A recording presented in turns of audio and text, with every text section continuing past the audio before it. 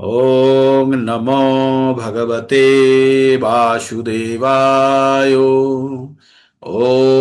नमो भगवते वासुदेवाय। ओम नमो भगवते वासुदेवाय। ओम अज्ञानतिमिरान्धस्य ज्ञानाञ्जनशलाकया चक्षुरुन्मीलितं येन तस्मै श्रीगुरुवे नमः। हरे कृष्णा। तो हम लोग अभी चैतन्य चरितामृत का बुक रीडिंग करेंगे। तो ये स्पर्धा हमने दिखाए है, दुस्साहस दिखाए हैं, और ये संभव हुआ आप लोगों का अति उत्साह के साथ। यद्यपि हम लोगों का बीच में किसी का कोई योग्यता नहीं है कि चैतन्य चरितामृत का रस आस्वादन करे, किंतु गुरु कृष्ण चैतन्य महाप्रभु का अगर हम लोगों के प्रति कृपा हो तो हम इसको थोड़ा सा आस्वादन कर सकते हैं। यद्यपि प्रभुपाद जी ने इस पुस्तक का सुंदर रूप से व्याख्या करके हम लोगों के सामने प्रस्तुत किए, तथापि हम लोगों का ये योग्यता नहीं है हम कि इसको पठन करके समझ सके। और हम भगवान के प्रति कृपा प्रार्थना करेंगे, करके हम आज का क्लास शुरू करेंगे। तो पहले हम लोग एक बार 18 नंबर श्लोक का पठन कर लेंगे। जय जय श्री चैतन्य जय नित्यानंद, जय द्वैत चंद्र जय गौर भक्तो बिंदो। जय जय श्री चैतन्य जय नित्यानंद, जय द्वैत चंद्र जय गौर भक्तो बिंदो। हरे कृष्णा कृष्ण कृष्ण हरे हरे, हरे राम राम राम राम हरे हरे। अभी श्री श्री श्री शिष्टाष्टकम हम पठन करेंगे। और मंजूलाली देवी, हर ग्रेस मंजूलाली देवी दासी माता जी इसको गायन करेंगे। तो आप लोग सब प्रस्तुत रहिए माता जी को श्रवण करने के लिए। कीजिए माता जी, अनम्यूट करके गायन कीजिए। श्री हरे कृष्णा। श्री श्री चैतन्य शिक्षा अष्टकम। चेतो दर्पण मार्जनम भव महादावाग्नि निर्वाणपम श्रेय कैरव चंद्रिका वितरणम विद्या बधु जीवनम आनंदा बुद्धि वर्धनम प्रतिपदम पूर्णामृता स्वादनम सर्वात्मस्नम्पनं परं बीजते श्रीकृष्ण संकीर्तनम् नाम नामकारी बहुधा निज सर्वशक्ति अस्त्रता पिता निमित्त स्मरणेन कालः एतादृशी तव कृपा भगवान् मापि दुर्दैवमिषमिहाजनी नानुराग त्रिनादपि शुचेन तरोरपि सहिष्णुना अमानिमानदेन कीर्तन्या सदा हरि न धनं न जनं न सुन्दरीं कवितां वा जगदीश कामये मम जन्मनि जन्मनि श्री भक्ताद भक्ति हेतुकी त्वयि अयि नंद तन नंद नूज किंकरम पतितम मां भीष्मे भवां बुधो कृपा तव पाद पंकज स्थिति धूलि सदृशं विचिन्तये नयनं गलदसूर्ध्रा बदनं गदगदरुध्रया गिरा पुलकनिश्चितं वपु कदा तब नाम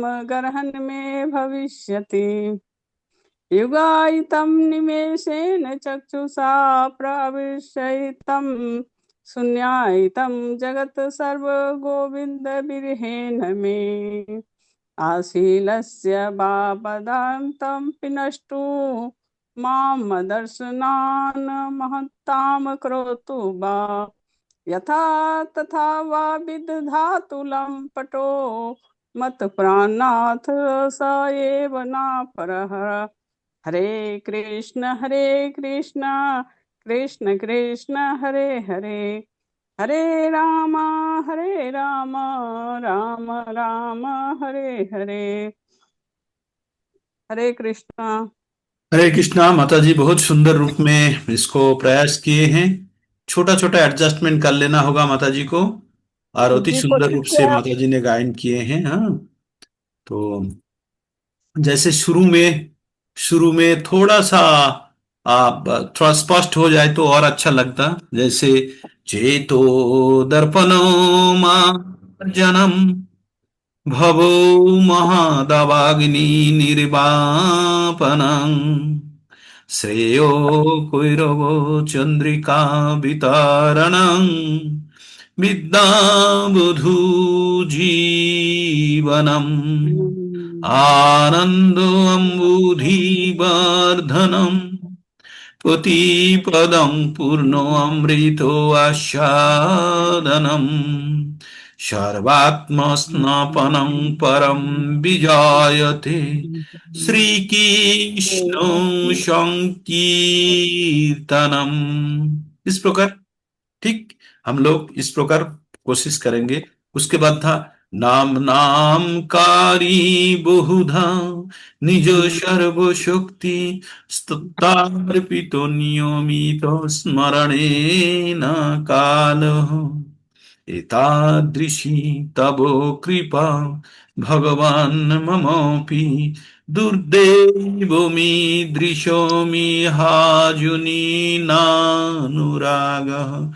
तो आप लोगों को एक दिन पूरा व्याख्या किए थे, इसका विश्लेषण भी किए थे ना, इसका मीनिंग के साथ। आशा करता हूं आप लोगों को शरण में है। जी प्रभु वो जी। और डिटेल्स में नहीं जाएंगे। तो जब भी आप प्रतिदिन इसको सुबह शाम ये चैतन्य महाप्रभु का ये प्रार्थना आप लोग स्वयं प्रस्तुत करें, बहुत अच्छा लगेगा। सुनने में भी बहुत अच्छा लगता है, अच्छा जी फीलिंग्स। सुबह सुबह में हम भी कर लेते हैं प्रभु जी, वही लाइव में हो चाहे ऐसे ही पढ़ते हैं हाँ, प्रभु। तो सुबह, हर दिन सुबह कीजिए, या जब चैतन्य चरितामृत तो पढ़े तो एक बार प्रार्थना को एक बार कर ही लीजिए।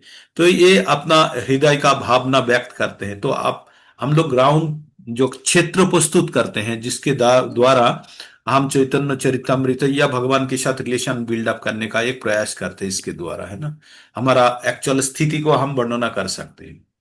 तो हम लोग चैतन्य चरितामृत में प्रवेश करने का पुनः प्रचेष्टा करेंगे। तो हम लोग पहला अध्याय में क्या पढ़ रहे थे? 1 से 6 नंबर हमने पहला अध्याय का कितना श्लोका लेके आगे चल रहे हैं? 17 श्लोका। 17 श्लोका में 6 श्लोका में गुरु वंदना करते हैं, किसका? चैतन्य महाप्रभु का, भगवान का। उसके बाद 5 श्लोका में नित्यानंद महाप्रभु का। उसके बाद 2 श्लोका में, 11 हो गया। 2 श्लोका में क्या करते हैं? 2 श्लोका में अद्वैत आचार्य का वर्णना करते हैं, और 1 श्लोका में पंचो तत्व का वर्णन करता है। टोटल 14 श्लोकों में गुरु वंदना समाप्त करते हैं ना। तो इस प्रकार हमने कल रैपिड फायर में चैतन्य नित्यानंद महाप्रभु वाला श्लोका पढ़े थे, और आज भी एक बार उसको रिवाइज कर देंगे। कहाँ से? शुरू से सिर्फ पढ़ते हुए जाएंगे। उसके ऊपर कोई व्याख्या नहीं होगा, कहीं अनुवाद भी नहीं होगा। सिर्फ श्लोका ही पठन करते हुए आगे बढ़ेंगे। कहां तक जाएंगे? 11 नंबर श्लोका तक हम जाएंगे। जी उसके बाद हमने थोड़ा समझने का प्रयास करेंगे, क्योंकि ये पहले हो चुका है। तो हम लोग चैतन्य चरितामृत में काफी नया है, इसलिए क्षेत्रों ठीक से प्रस्तुत नहीं हुआ। एक्चुअली ये तभी पढ़ना चाहिए जब हमारा जो भक्ति का जो मानसिक स्थिति है एकदम स्थिर हो गया है, और इधर उधर मन हिलता डुलता नहीं है, भगवान में स्थिर हो गया है, और चैतन्य महाप्रभु को स्वयं भगवान मानने में हमें कोई तकलीफ नहीं है, तभी इसका रस आस्वादन कर सकते हैं। यद्यपि हमारा मन के अंदर कभी भी थोड़ा सा भी शंका उत्पन्न हुआ तो हमारा भक्ति हिल गया, डोल गया, है ना, तो हम उनका रस नहीं ले पाएंगे। तब जैसे हम लोग क्लास में जब पठन करते हैं, किसी भी क्लास में, स्कूल में या कॉलेज में, तब शिक्षक कुछ बोलते हैं, हम लोग श्रवण करते हैं। किसी भी चीज के ऊपर आपको चैलेंज करने का इच्छा हो जाता है या डाउट आ जाता है, तब आप क्या करते हैं, उसी जगह पे आप फंस जाते हैं, है ना। यद्यपि शिक्षक जी या जो भी टीचर जो भी बोलते रहते हैं, उसके बाद में वो समझ में नहीं आता, मस्तिष्क में नहीं घुसता। क्यों? क्योंकि हम वहां पे अटक गए हैं। क्यों? हमारा जो स्थिर बुद्धि है वो बुद्धि द्वारा विचार करने गया, तो जो भी इनपुट दे रहा है, जो भी तथ्य हमको दे रहा है, वो हम संदेह का नजर में देख रहे हैं। तो जब तक वो निराकरण नहीं होता, तब हमारा मन का अंदर उसको ज्ञान का फ्लो नहीं चलता। तो इस जगह पे चैतन्य चरितमृत जब हम पठन करेंगे या श्रवण करेंगे, उस टाइम पे हमारा मन को भक्ति के लिए एकदम उन्मुक्त रखना होगा, खोल के रखना होगा।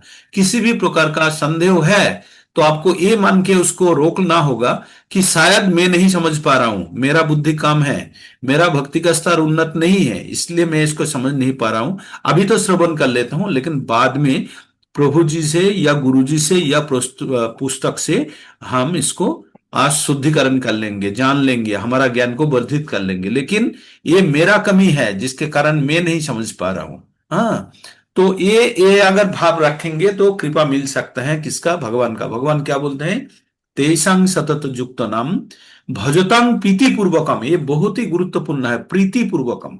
तो ये भी एक भजन है, भगवान का श्रवण करना, भगवान का पठन करना, भगवान का गायन करना एक भजना का अंश है। तो जब हम प्रीति पूर्वकम अत्यंत श्रद्धा के साथ जब उसको पठन करेंगे, तो भगवान बुद्धि देंगे। ददामी बुद्धि योगम तम यानु मायु पायंति, तो भगवान बुद्धि देंगे। तो जो हमारा संदेह आ रहा था, जो हमारा डाउट आ रहा था, जिसके कारण हम रुके हुए थे, वहां से हम निकल पाएंगे। तो हमको ये पंथा अपनाना होगा, जहां पे हम समझ नहीं पाएंगे वहां पे हमारा कामी मानेंगे और गुरु जी से तुरंत प्रार्थना करेंगे कि हमको कृपा करे और इसको समझने के लिए साहाय्य करे। ये जरूरी नहीं कि क्लास के अंदर जो इंस्ट्रक्टर या शिक्षक या जो शिक्षा गुरु जो बोल रहा है उसको चैलेंज करना नहीं, उस टाइम पे आप मन ही मन में गुरु जी से प्रार्थना कर सकते हैं, शायद आपका निराकरण हो जाए, हो जाता है 99% केसेस में। वो जो आपको जो शिक्षक है, आप जो संदेह में आप फंसे हो, वही चीज वो बाद में बोल देगा, वो निकल जाएगा। लेकिन ये संबंध स्थिर होना चाहिए। अगर संबंध स्थिर नहीं हो तो नहीं पाएंगे। जो शिक्षा गुरु या जो दीक्षा गुरु है, वो अपना जो टीम में जो है वो उनका अंतर जानते हैं। हम लोग जैसे कभी पठन करते हैं तो हमारा मन में जो शंका होते हैं, जब वो शंका को लेके हम बैठ नहीं जाते और आगे पढ़ते हैं, पता चला प्रभुपाद जी ने थोड़ा देर के बाद हमारा जो शंका था उसको निराकरण कर दिए हैं, है ना। बहुत बार मिलता, मेरे को तो अक्सर मिलता है। तो हमें ये सोचना होगा कि हमारा जो शंका है ये अल्प बुद्धि के कारण है। तो हमारा बुद्धि को उसी जगह पे स्थिर करके हम आगे बढ़ेंगे और गुरु जी से, भगवान से मन ही मन में प्रार्थना करेंगे कि हमको ये निराकरण करने में साहाय्य करे। आपको निराकरण मिल जाएगा, एकदम गारंटेड है, एकदम उनका कृपा मिलेगा ही। तो इस प्रकार हम भरोसा रख के हम आगे बढ़ेंगे, है ना। तो एक्चुअली चैतन्य चरितमृत तो एकदम स्थिर बुद्धि, जो धीर, जो हम सतों के ऊपर तो अवस्थित है ही, मतलब ये गारंटेड है कि ये सत जो गुण के गुण में तो है ही। उसके बाद वो नियमित रूप से भक्ति का अभ्यास करते हैं एवं मन को स्थिर कर लिए, तभी इसका रस आपको लगेगा, और कुछ अच्छा नहीं लगेगा, यही लगेगा कि यही सब ठीक है ना। तो 1 से 6 नंबर श्लोक का एक भक्त पढ़ेंगे और दूसरा भक्त पढ़ेंगे 7 से 11 नंबर, देन 7 से 11 तक ये दोनों आगे कंप्लीट कर लेते हैं। तो हैंड रेज प्रभु जी कीजिए, एक प्रभु से जी छह तक कौन पठन करेंगे? हरे प्रभु कृष्णा जी प्रभु जी, मैं कुछ प्रभु बोलना जी चाह रही श्लोक हूँ। का कंक्लूजन बोलिए। करना है एक लाइन में या पढ़ने हैं? उसको अनुवाद भी नहीं पढ़ना है, जस्ट नहीं, शॉर्ट रूप में बताना है कि क्या बताया है इस श्लोक में, या पढ़ना है? नहीं, कुछ नहीं पढ़ना है। श्लोक आपको पढ़ना। श्लोक का पठन करके आ जाना है बस, ओके ओके अनली श्लोक का मेरा पठन करना है। ओके। कृष्णा प्रिया देवी दासी माता हाँ जी कुछ बोल रहे थे, हाँ माता जी हाँ को। हाँ प्रभु जी, हरे कृष्णा। मैं बोल रही थी कि गुरु जानता है कि शिष्य को कहाँ अटक सकता है। जैसे हाँ, वो कोई तीन विषय वस्तु समझाता है, तो वो पहले अपने विषय वस्तु को अच्छे से समझाने की कोशिश करता है, पूरी तरह से समझाता भी है। और चूंकि वो हर दिन पढ़ाता है, समझाता है उसको, तो उससे ज्ञात होता है कि ये नव भक्त हैं, नव सीख हैं, बच्चे नई चीजें सीख रहे हैं, तो वो कहाँ अटक सकते हैं ये वो जानते हैं गुरु। तो वो चीज धीरे धीरे क्लियर बाद में विषय वस्तु समझाने के बाद वो क्लियर भी करते हैं। तो इस तरह से होते जाता है स्पष्ट सब कुछ। और आप तो बहुत अच्छे से करते हैं, उदाहरण सहित करते हैं, बहुत अच्छा लगता है। धन्यवाद हो प्रभु जी। जाएगा माता जी, ये आप लोग। और एक चीज सुनिए, मैं थोड़ा देर पहले मेरा बच्ची को बता रहा था, सीखने का सबसे अच्छा तरीका मैं एक सीक्रेट बताता हूँ। The best way of learning, सीखने का सर्वोच्च प्रकार का तरीका है, आप लोग मन के अंदर बैठा लीजिए, बहुत सरल है। जब भी आप पठन कर रहे हैं तब ये सोचिए, ये आपके लिए नहीं पठन कर रहे हैं और दूसरे को सिखाना है। इसको बोलते हैं पैराडाइम शिफ्ट। आप लोग जो टीचर है वो जानते होंगे, टीचर है या रहे होंगे, तो आप लोग जानते हैं पैराडाइम शिफ्ट किसको बोलते हैं। जो आप वर्तमान जो स्थिति में है वो जायगा को परिवर्तन करते हैं। करके कहां से देखते हैं, आप स्टूडेंट से शिक्षक बन जाते हैं। जब आप श्रवण कर रहे हैं, पढ़ रहे हैं, सीख रहे हैं, तब आपका जायगा का परिवर्तन कीजिए। आप लोग सोचिए मैं शिक्षक हूं, आ रही है शिक्षा, कल मेरे को क्लास में प्रेजेंटेशन देना है, तो आपका सीखने का गति चेंज हो जाएगा, दिशा चेंज हो जाएगा, अनुभव चेंज हो जाएगा। ठीक। This is right attitude of learning. Actually learning के ऊपर, जो टीचिंग के ऊपर बहुत रिसर्च हुआ है, उसके अंदर this is one of the points. Actually there are 3 stages in teaching learning. Learning में 3 स्टेजेस होता है। First seeing, reading, listening, observing, this are the inputs. पहला तीन तीन स्टेज का पहला स्टेज क्या है, पढ़ना, सुनना, देखना या ऑब्जर्व करना, यह है पहला स्टेज। देन दूसरा चीज है मनन करना, स्वयं के अंदर मनन करना। हाँ, स्वयं के अंदर मनन करना। तीसरा स्टेज क्या है, दूसरे को टीचिंग करना। दूसरे को टीचिंग करना, वही सब्जेक्ट। टीचिंग करने के बाद आप देखिएगा, जब टीचिंग करने जाएंगे तब देखिएगा दुनिया का तकलीफ आपके अंदर ही प्रस्तुत हुआ है, डाउट, वो निराकरण करने के बाद जब टीचिंग कर देंगे, टीचिंग करने के बाद आप कॉन्फिडेंट हो जाएंगे कि मैं इसको जान गया। नहीं, जब थर्ड पार्ट जो है इंप्लीमेंटेशन, जब स्वयं के ऊपर इंप्लीमेंटेशन करेंगे देखेंगे और भी तकलीफें हैं। तो जब आप पढ़ लिए, कंठस्थ कर लिए, जान लिए, ज्ञान ले लिए, तब देखिएगा लगा कि 100% जान गया। जब टीचिंग करने जाएंगे तब 80% में जाके फंस जाएंगे, 20% भी आपको सीखना होगा। जब 20% भी लेके आप टीचिंग कर दिए, उसके बाद आपको लगा मैंने सीख गया, फिर जब इंप्लीमेंटेशन स्तर पे जाएंगे, स्वयं के ऊपर डालेंगे उसको, तब देखेंगे और 20% की कमी। फिर किस पुस्तक को रेफर करेंगे, किसी का एक्सपीरियंस को रेफर करेंगे, देखेंगे तब इंप्लीमेंटेशन पे स्तर पे आया। जब इंप्लीमेंटेशन स्तर पे जब सक्सेसफुल हो गया, तब आप जान लीजिए learning complete. This is the 3 stages of learning. Actually Stephen Covey बोल के एक ग्रेट फिलोसोफर है, राइटर है, उसका ये राइटिंग से मैंने इसको उठाया था, ठीक है ना। तो बिल्कुल ये सही। ये जो लर्निंग है, तो आप लोग एकदम, दिस इज सीक्रेट। आप, ये बहुत ही अच्छा तत्व है। आप जब भी कोई चीज पठन कर रहे हैं, आप सोचिए कल मेरे को ये इसको प्रेजेंट करना है, आप देखिए आपका सीखने का तरीका चेंज हो जाएगा। आपको ये सीखना है कल मेरे को क्लास देना है इसके ऊपर, तो आप स्टूडेंट की तरह नहीं सीखेंगे, तब शिक्षक की तरह सीखेंगे, है ना। हाँ। तो आ जाते हैं बीच बीच में शब्द, तो मैं बोल ही दे। धन्यवाद प्रभु जी, बहुत बहुत बढ़िया। बहुत ही अच्छा बात बताने के लिए। जो शिक्षक है वो जानते हैं, जो टीचर, इनमें तो काफी टीचर होंगे। रोहिणी हाँ। माता जी कहाँ है आज, रोहिणी माता जी को नहीं देख रहा हूँ। कृष्णा प्रिया देवीदासी महाराज, ज्योत्सना माता जी, रीना सिकदर माता जी, सब शिक्षक है। और भी होंगे, मेरे को उतना पता नहीं, लेकिन ये शरणकांति देवीदासी माता जी भी शायद होंगी। तो मेरे को जितना का नाम पता था, कुछ कम नाम ले लिया होंगे। रवि नारायण त्रिपाठी प्रभु जी, उन्होंने प्रोफेसर रहे होंगे, उन्होंने बहुत दिन पढ़ाए हैं। लेकिन ये है, this one no calculated formula and implemented जो फार्मूलाज है, तो मैं वो आप लोगों को बताया। यद्यपि मेरा नॉलेज बहुत कम है, मैं कभी अरे टीचिंग नहीं किया, लेकिन बढ़िया। बहुत बढ़िया, बहुत बढ़िया। बहुत बढ़िया। तो शुरू कीजिए उर्वशी माता जी, 1 से 6 तक पढ़िए। और नेक्स्ट पढ़ेंगे कौन, ज्योत्सना माता जी पढ़ेंगी 7 से 11 तक। शुरू ठीक कीजिए। है। हरे कृष्णा। श्री चैतन्य महाप्रभु की जय। श्री चैतन्य चरितामृत की जय। श्री कृष्ण कविराज, क्या है, श्री कृष्ण कृष्णदास कविराज गोस्वामी की जय। कृष्णदास कविराज गोस्वामी जी की जय। जगत गुरु श्रील प्रभुपाद जी की जय। वंदे गुरु निश भक्त, वंदे गुरु निश भक्ता निशाम अवतार कान, तत् प्रकाशान सतत शक्ति कृष्ण चैतन्य संज्ञकम। ठीक है प्रभु जी, 6 तक हाँ ठीक पढ़ू। है, हाँ ठीक है, नेक्स्ट। वंदे श्री कृष्ण चैतन्य नित्यानंद सहोदितौ गौड़ोदय पुष्पवंतो चित्रौ छन्दौ तमोनुदौ। तीसरा ये रहा, यद्वैतं ब्रह्मोपनिषदि तदप्यस्य तनुभा य आत्मनान्तर्यामि पुरुषिति सोऽस्यांश विभुः षडैश्वर्य पूर्णो यही भगवान। गलत लय हो गई शायद। नहीं ठीक है, पढ़िए, कोई लयकार ना हो तो पढ़िए, नॉर्मल पढ़िए। भगवान से स्वयं मयम न शेयर कर दीजिए। चैतन्यात् कृष्ण जगति पर तत्त्वं परमिय अनर्पितं चरिम चिरात् करुणयावतीर्ण कलौ समर्प्य मुन्नुतो उज्ज्वल रसां स्वभक्तिं श्रियं हरिपुरट सुंदर द्युति कदम्ब संदीप्ता सदा हृदय कंदरे स्वरतु वह शची नंदन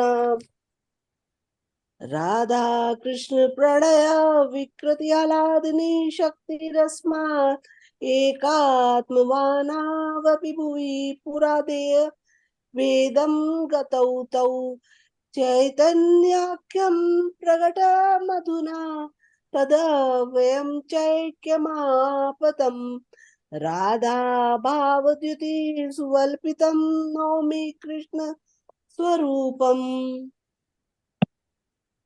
श्री राधाया प्रणय महिमा कीदृशो वानिये वा स्वाद्यौ येनाद्भुत मधुरिमा कीदृशो वा मदीय सौख्यं चास्य मदनुभवत कीदृशं वेति लोभात् तद्भावाढ्रय समजनि शची गर्भ सिंधौ हरिंदु।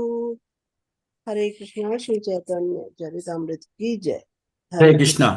तो अपने 6 श्लोक का पठन किए। 6 श्लोका का जो एक्चुअली चैतन्य चरितामृत किया है, जब भी पठन करेंगे पिछले वाला रेफरेंस लेके हम पठन करेंगे, सो दैट ये श्रवण के द्वारा हमारा अंदर प्रवेश कराना है ना। तो हम पहला श्लोका में क्या करते हैं, 6 गुरु वर्गों को हम प्रणाम करते हैं। किसको किसको प्रणाम करते हैं? 3 गुरु, 1 गुरु और 5 पंच तत्व है ना, मिला के 6 बनते हैं। तो जी प्रभु। पहले होते हैं गुरु, 2 गुरु होते हैं, शिक्षा गुरु एवं दीक्षा गुरु होते हैं। और उसके बाद आते हैं आपका जो भक्त का भगवान का भक्त है, देन भगवान स्वयं है, भक्त का अवतार है। और कौन होता है? भगवान का शक्ति होता है।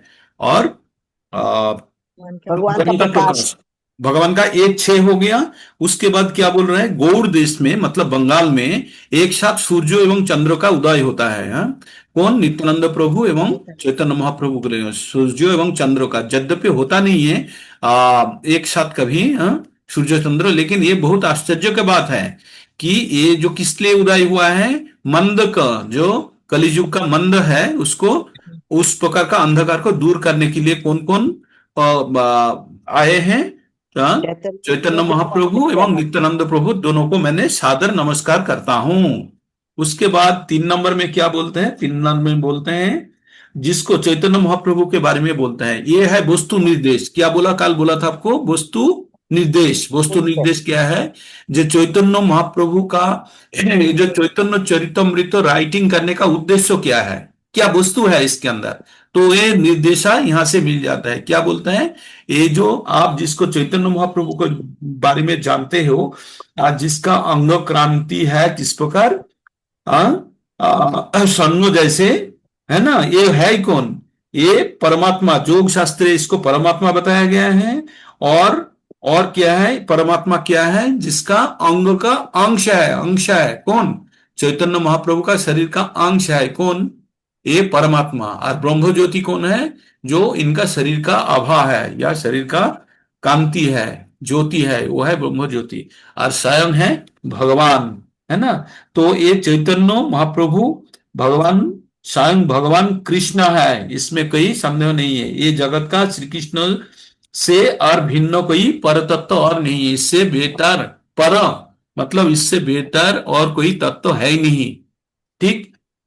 उसके बाद ये जो भगवान किस लिए अवतरित हुआ है? इसके लिए कि ये जो भगवान ने अलग अलग समय पे अलग अलग कर्म करने के लिए आया। कभी ज्ञान दिया, कभी शत्रु को ज्यादातर शत्रु को निधन किया। भगवान क्या बोलते हैं, जदा जदा ही धर्मस्य ग्लानिर्भवति भारत अभ्युत्थानं अधर्मस्य तदात्मानं सृजन्यहम् आने के बाद क्या करते हैं, परित्राणाय साधूनां विनाशस्य दुष्कृतम धर्मो संस्थापनार्थाय संभवामि जुगे जुगे। तो वो किस लिए आता है, विनाश, परित्राणाय साधूनाम, साधु को परित्राण करते हैं, दुष्कृति को विनाश करते हैं, और क्या करते हैं, धर्म का स्थापना करते हैं। अभी देखिए भगवान जब आ रहा है इस टाइम पे, अभी हर व्यक्ति का अंदर में ही असाधु बैठा हुआ है, तो किसका हत्या करेगा। अभी साधु को तो उद्धार करेगा, लेकिन असाधु का विनाश कैसे करेगा। तो यहां पे तो अस्त्र नहीं चलेगा, क्योंकि सत्ययुग में एक ग्रोह के अंदर में लड़ाई होता था, एक ग्रोह से दूसरा ग्रोह में, है ना, स्वर्ग से और एक ग्रोह में, जहां पे असुर लोग रहते थे, ग्रोह में बीच में। दापर में, त्रेता में क्या हुआ है, एक देश से दूसरा देश में। दापर में क्या हुआ है, एक परिवार में होने लगा। और कली में क्या है, एक ही व्यक्ति का अंदर में। तो वहां से तो दुर्योधन को तो हत्या कर दिए थे, लेकिन अपना अंदर का दुर्योधन को कैसे हत्या करेंगे। तो अगर हत्या करने जाएंगे तो नित्यानंद प्रभु को जिसने मारा था, जय विजय अर्थात जगाई माधाई जो उन्होंने मारा था, तो उससे क्या, उसको हत्या करने से क्या समस्या का समाधान होता, नहीं। तो भगवान ने तो सुदर्शन से उसको हत्या करने वाले थे, लेकिन महाप्रभु बोल रहे हैं आप किस लिए आए हो, आपने, आपका आने का इच्छा क्या है, कारण क्या है। तो कारण यही है जो किसी ने अभी तक नहीं दिलाए थे, क्या नहीं दिए थे। अभी भगवान जितना भी अपना शत्रु को ध्वंस किए, हत्या करके उनको निवारण किए थे, लेकिन भगवान इस टाइम फर्स्ट टाइम कैसे आ रहा है, प्रेम लेके आ रहा है। तो हम चैतन्य महाप्रभु का श्लोका में क्या बोलते हैं, कृष्णाय कृष्ण चैतन्य नामने गौर तिसे नमो। तो क्या बोलता है, महाबदन्नया नमो महाबदन्नय कृष्ण प्रेमो पदायते, कृष्ण प्रेमो पदायते, कृष्ण प्रेम देने के लिए आ रहा है। कौन, कृष्णाय कृष्ण स्वयं कृष्ण चैतन्य नाम लेके आए हैं। तो भगवान स्वयं अपना प्रेम देने के लिए आए हैं। तो यहाँ पे किसी का हत्या करके नहीं, अंदर का जो रावण है, अंदर का जो दुर्योधन है, उनको हत्या करना है कि किसके द्वारा, प्रेम द्वारा। तो भगवान प्रेम देने के लिए आ रहा है ना। तो भगवान क्या बोल रहा है, बहुत दिन तक किसी ने प्रेम नहीं बांटा है, तो ये बहुत ओवरड्यू है, तो ये मैंने प्रदान करने के लिए आ रहा है। तो भगवान क्या बोला, बहु काल से ये जो भगवान का भक्ति संपद दान नहीं किया गया, तो करुणा के साथ कलियुग में उन्होंने अवतरित होके, और उसका कांति कैसे है, स्वर्णो सुवर्ण जैसा है ना। और सचिनंदन का रूप में हरि सर्वदा हमारा हृदय में स्फुरित हो। तो इस प्रकार प्रार्थना करते हैं कौन, कृष्णदास कविराज गोस्वामी चैतन्य महाप्रभु के लिए, है ना। नेक्स्ट 5 नंबर में क्या बोलते हैं, भगवान एक्चुअली है कौन, तो बोलते हैं राधा और कृष्ण का एक ही आत्मा है, दोनों अलग अलग कांति है, अलग अलग शरीर है, त्वचा है ना, मतलब रूप है शरीर का रूप में। लेकिन वो कौन है, भगवान का लादिनी शक्ति, भगवान को क्या देने के लिए, आनंद प्रदान करने के लिए, है ना। अभी देने के लिए दोनों तो एक ही आत्मा, दोनों अलग काफी दिन तक रहे, फिर उनको लगा कि एक साथ होके हम चलते हैं, धराधाम में अवतीर्ण होते हैं। तो भगवान राधा एवं कृष्ण का जुगल रूप से भगवान के यहाँ पे अवतीर्ण हुए हैं। और किसका, राधा का भाव लेके, और क्या लेके, राधा का भाव लेके, और राधा का कांति लेके, मतलब वर्ण लेके, और स्वयं कौन आए, कृष्ण आए। अभी 6 नंबर में क्या पढ़े, 6 नंबर में पढ़े भगवान आने का 3 कारण है। ये अंतरंगा कारण है। क्या कारण है, ये राधा रानी का प्रेम महिमा को समझने के लिए। किस लिए, राधा रानी का प्रेम महिमा को समझने चाहते हैं भगवान। अगर भगवान समझने चाहते हैं तो भगवान को राधा रानी का जगह पे जाना होगा ना। एक डॉक्टर अगर एक पेशेंट को ट्रीटमेंट देंगे तो क्या करना होगा, तो पेशेंट का जो स्थिति है उसको समझने के लिए वो पेशेंट का जगह पे स्वयं को स्थापित करेगा, करके वो समझेंगे, उसके बाद उसको दवाई देंगे। तो जब हम किसी को कुछ भी उपदेश दे रहे हैं, जिसको दे रहे हैं, उसके जगह के बैठ के जब हम सोचेंगे तभी उसको जान पाएंगे, है ना। तो भगवान राधा का महिमा समझने के लिए वो राधा के भाभी ले लिया, बोला मैं राधा बन जाता हूं, उसके बाद मैं देखता हूं, है ना। तो इसलिए एक कारण है। हरे कृष्णा, हरे कृष्णा।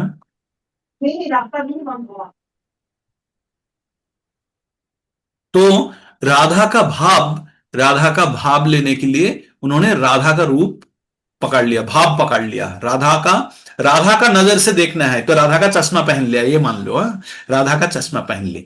और क्या है, एक तो ये गया, दूसरा क्या है, दूसरा कारण क्या है, दूसरा है राधा भगवान से क्यों प्रेम करते हैं, भगवान के अंदर क्या गुण है वो जानने चाहते हैं। तो वो अगर आपके अंदर क्या गुण है आप तो नहीं समझ पाएंगे, लेकिन आपको दूसरे का दृष्टि से जब देखा जाएगा, आपका फोटो रख के जब आप शायद लेक्चर दे रहे हैं, आप समझ नहीं पा रहा मैं क्या बोल रहा हूं, मैं समझ नहीं पाऊंगा कि मैं ठीक दे रहा हूं, लेकिन बाद में जब मैं दर्शन करूंगा एज ए दर्शक या श्रोता के रूप में, तब मेरा अंदर कमी या अच्छाई मैं ठीक कर पाऊंगा, है ना। तो इस प्रकार राधा किस प्रकार भगवान का, जो भगवान के प्रति आकर्षित होता है किस कारण से, वो कारण को जानने के लिए वो राधा का भाव ले लिया। और एक क्या है, तीसरा कारण क्या है, जो वो राधा रानी किस प्रकार आनंद सुख भोगते हैं, किसका, भगवान के प्रति प्रेम के द्वारा, ये इसको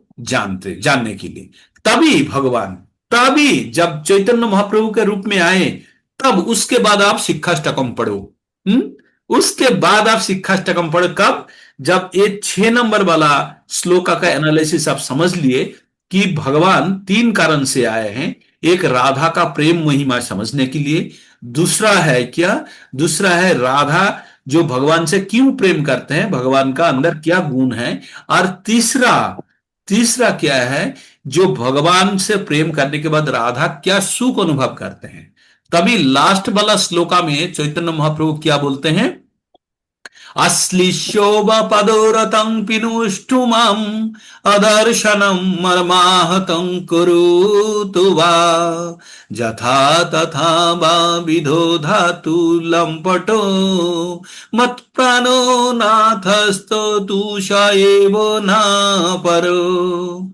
हरे कृष्णा कृष्णा कृष्णा हरे हरे, हरे राम राम राम हरे हरे। तो भगवान बोलते हैं, जे क्या बोलते हैं, असली शोभा पादरतम विनिष्ठुमं, मेरे को मतलब अभी देखिए, अभी चैतन्य महाप्रभु स्वयं भगवान है, कृष्ण है, लेकिन राधा का भाव लेके बैठे हैं और भगवान को क्या बोल रहा है, असली शोभा पादरतम विनिष्ठुमं, आपका दासी हूं मैं दासी हूं, मेरे को आप लपेट लो, मेरे को आलिंगन करो, या आप मेरे को बिना देखे, मेरे को इग्नोर करके आप मेरे को मर्माहत करो, आप मेरे को पकड़ के मैं आलिंगन करके मेरे को आनंद प्रदान कर सकते हो, या आप मेरे को बिना देखे, मेरे को अवज्ञा करके, मेरे को उपेक्षा करके आप दूसरे की ओर देख सकते हो, आप दूसरे के साथ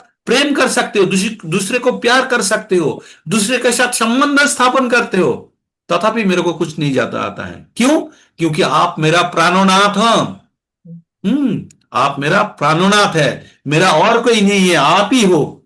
आपके लिए 10 हो सकते हैं, लेकिन मेरे लिए आप एक ही हो। समझ गए? भगवान को किस प्रकार समर्पण है, बोले आपका 10 सखिया हो सकते हैं, लेकिन मेरे लिए आप एक ही सखा हो।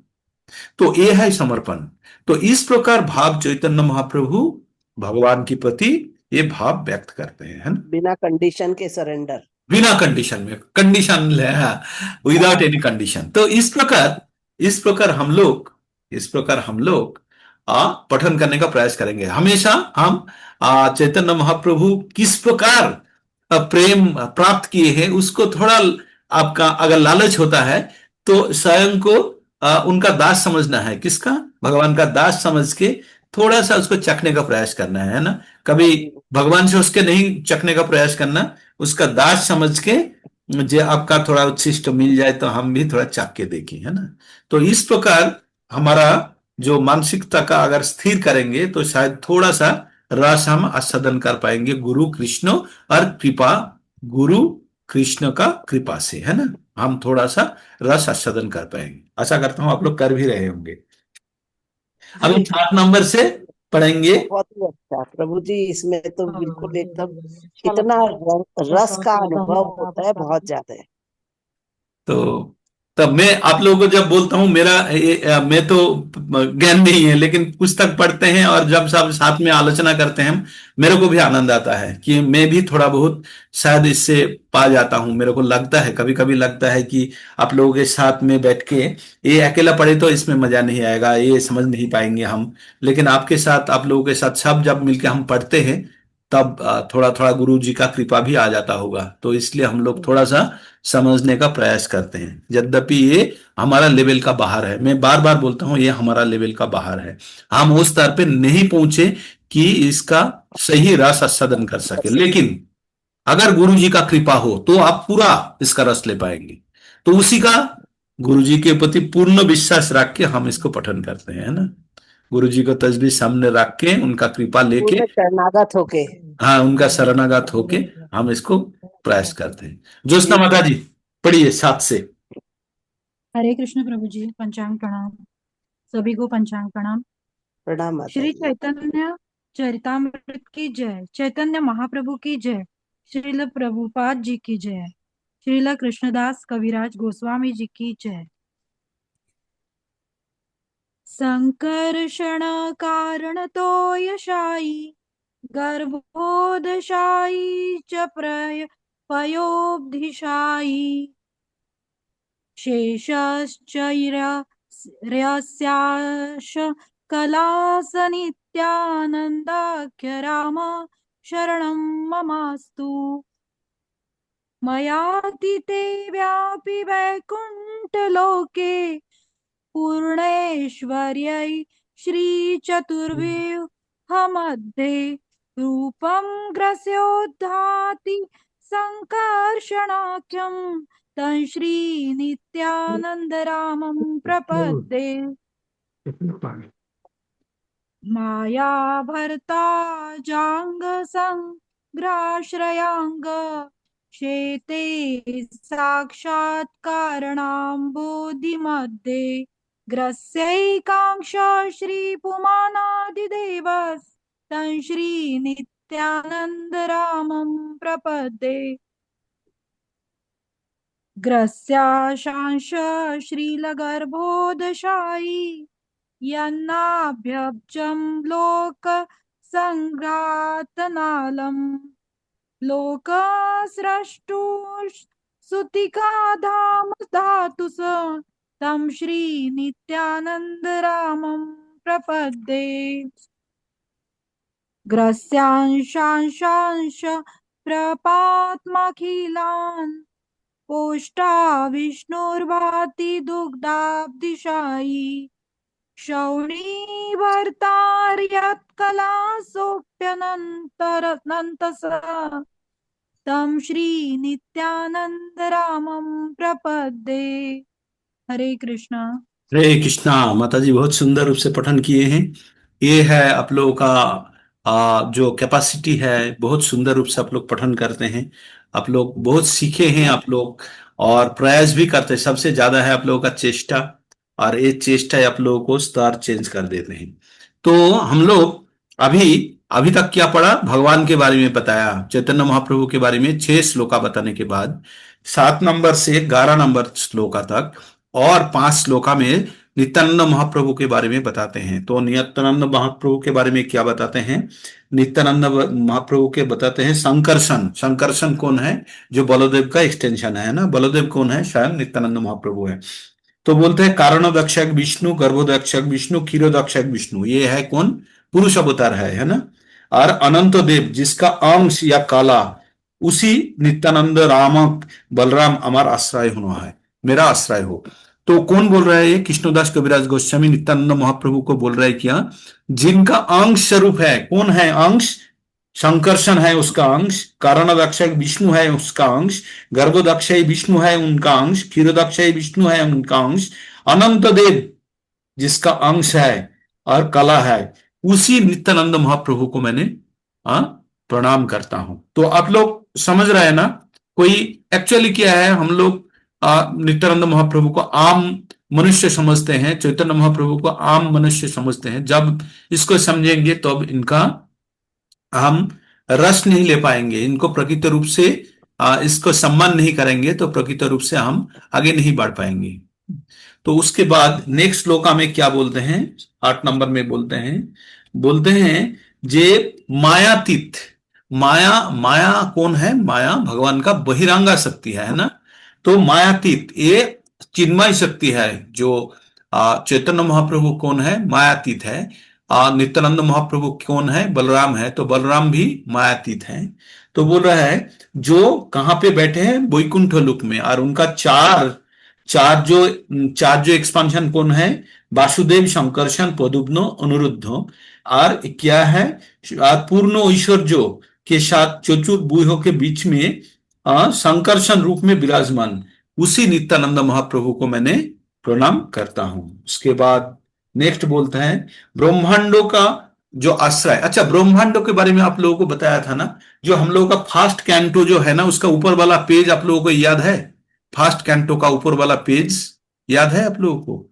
जो भगवान लेटे हुए हैं और बहुत बुलबुले बैलून की तरह निकला हुआ है। आप लोगों को याद है ना? जी प्रभु जी।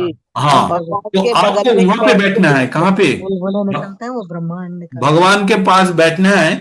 बैठ के आप एकदम भगवान के पास, कृष्णा के पास बैठिए। बैठ के देखिए, कृष्णा का एक एक्सटेंशन है शंकरशन। देखिए आप बैठे हुए हैं, तो भगवान के बगल में बैठे हैं, वहां से देखिए शंकरशन। शंकर से निकल किया देखिए, भगवान से क्या है? बलदेव, बलदेव से शंकरशन, शंकर से नारायण, नारायण से शंकरशन, शंकरशन से क्या है? कारणोदक्ष एक विष्णु कारण सागर में। उसके बाद उसके शरीर पे बुलबुला निकल रहा है। उसके शरीर से बेलून निकल रहा है। बेलून, उस बेलून के अंदर कौन है? उस बेलून के अंदर कौन है? उस बेलून के अंदर है महाविष्णु। और उसका नाल से कौन निकला? नाल से, नाभि से एक नाल निकला, उसके ऊपर पद्म, जिसके ऊपर ब्रह्मा है। तो वो जो एक बेलून के अंदर देख रहे हो, उसके अंदर कौन लेटा हुआ है? बेलून के नीचे जल है, जल के ऊपर लेटे हुए हैं कौन? गर्भदक्ष विष्णु। और गर्भदक्ष विष्णु का कमल पद्म निकला है, और उसके ऊपर बैठे हुए कौन? ब्रह्मा जी। और ब्रह्मा जी और कमल का जो नाल है, उसको 14 हिस्से में बटा हुआ है। एक एक लोक है यो। हम लोग जब मनुष्य रहते थे तब कहां थे? भूलोक में थे। लेकिन हम कहां से देख रहे हैं अभी? भगवान का बगल में बैठ के देख रहे हैं। तो आप लोग अभी समझ पाए हैं कि इस जगह पे जो, तो इसका मतलब जो बेलून के अंदर है, बेलून क्या है? पूरा जड़ जगत है। क्या है? पूरा जड़ जगत है। हाँ, जड़ जगत है। और जो आप कहां से देख रहे हो? चिन्मय जगत से देख रहे हो। आप कहां से देख रहे हो? भगवान के बगल में है चिन्मय जगत से। तो ये जो चिन्मय जगत है, यहां पे क्या नहीं है? टाइम नहीं है। यहाँ पे कोई टाइम नहीं है। और क्या नहीं है? यहाँ पे माया नहीं है। और माया कहाँ है? वो बेलून के अंदर है। तो बेलून माया, माया बेलून के अंदर जो भी है सब माया द्वारा है। अभी समझ गए हैं? तो जो हम जो दुनिया में है, यहां से भगवान के पास तभी जा पाएंगे जब माया का बंधन को फोड़ेंगे, है ना? बेलून को फोड़ेंगे ना। तो बेलून को फोड़ने के लिए क्या करना है? भगवान तरीका, तो वही तो तरीका बता रहा है। भक्ति का शक्ति बना लो। क्योंकि जब हम माया जगत से जब निकालने का प्रयास करेंगे, तब हम कुछ भी नहीं लेके आ पाएंगे। पूरा वहीं छोड़ के आना है। हम जब वो बेलून के अंदर से बाहर निकलेंगे, तो हम भौतिक कुछ भी लेके नहीं आ पाएंगे। क्या? सिर्फ हमारा स्पिरिट सोल आ जाएगा, बाहर आना है। तो स्पिरिट सोल जब उसके अंदर सब गंदगी लगा हुआ है, जब इच्छा अनिच्छा भरा हुआ है, तो क्या करेगा? वहीं पे ही घूमते रहेगा, है ना? वो बाहर आ पाएंगे? नहीं आ पाएंगे, उसी में ही चक्कर खाते रहेंगे। तो आप सोचिए, एक बेलून के अंदर आप फंसे हुए हो, और बेलून के अंदर से आप निकलना है। और निकलने के लिए तरीका किसने? बेलून का जो बाहर है उसने बता दिया। क्या? जो स्पिरिचुअलिज्म के द्वारा, आध्यात्मिक ज्ञान अर्जन के द्वारा, आध्यात्मिक अभ्यास के द्वारा, भगवान कहां बैठे हैं? बाहर है। आप बेलून के अंदर हो और भगवान कहां बैठे हैं? बाहर है। भगवान वापस चाहते हैं हमको, बेलून के अंदर नहीं चाहते हैं। तब बोलते हैं भगवान का शरण, भगवान बोलते हैं 8.5 में, अंत काले च मामेव शरण मुक्ता कलेवरम जो प्रयति समद भाव याति नस्तत्र। अगर अंत काल में जब हम देह त्यागते हुए अगर भगवान को शरण कर लिया, तो हमारा अंदर इतना शक्ति भर देगा कि बेलून फोड़ के हम भगवान के पास आ जाए। जब भगवान का ये परम ज्ञान उनका भक्त के अंदर डाले, तो भगवान बोल रहा है मैं उनको शक्ति प्रदान करूंगा, वो आ जाएंगे। या भगवान का भजना करे, तेषां सतत युक्त नाम भजतांग विधि पूर्वकम ददामी बुद्धि योगम तम अनुमायुते। भगवान एक बाहर से उनको इंटरनेट के जरिए डाउनलोड करेगा क्या? बुद्धि। और वो बुद्धि का बल पे वो भंडा जो बलून फोड़ के भगवान के पास आ जाएंगे। तो ये जो हमने जो 6 पॉइंट वाला जो लेके डिस्कस किए हैं वो सब एप्लीकेबल है, किस लिए, क्या करने के लिए? ये ब्रह्मांडों का जो बलून है ना उसको फोड़ के बाहर वो आने के फोड़ने के लिए। लिए। हाँ। इतना हरी इतना आप लोग थोड़ा सा अंदाज कर पाए होंगे, है ना? जी प्रभु जी। तो अभी ये जो वो जो बेलून है वो बेलून है माया का जगत है। क्या है? माया का माया जगत है बेलून। और बेलून का बाहर जो है वो चिन्मय जगत है। चिन्मय जगत। चिन्मय जगत है 333/4 मतलब 75%। और 1/4 है जो 25% है वो जड़ जगत। इसका मतलब आप जहां से देख रहे हो वो जाएगा बहुत बड़ा है, आज जिसको देख रहे हो बहुत छोटा छोटा बुलबुले देख रहे हो, है ना? जी प्रभु जी।